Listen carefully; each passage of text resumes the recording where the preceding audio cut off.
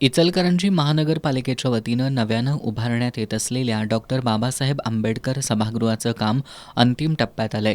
Doctor Babasaheb Ambedkar हे सभागृह अत्यंत सुसज्ज, आधुनिक आणि देखण्या स्वरूपाचं असून त्याची रचना थेट लोकसभेच्या सभागृहाच्या धर्तीवर करण्यात आली आहे.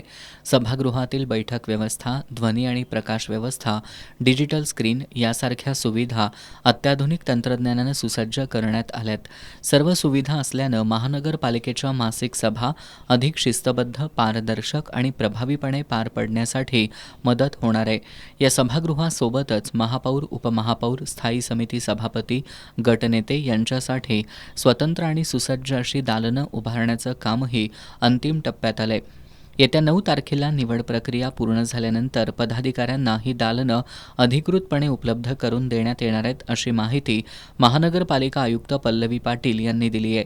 लोकप्रतिनिधी आणि प्रशासन यांच्यातील संवाद अधिक प्रभावी व्हावा, नागरिकांच्या प्रश्नांवर सखोल चर्चा व्हावी आणि निर्णय प्रक्रिया अधिक सक्षम व्हावी या उद्देशानं या सभागृहाची उभारणी करण्यात आली आहे.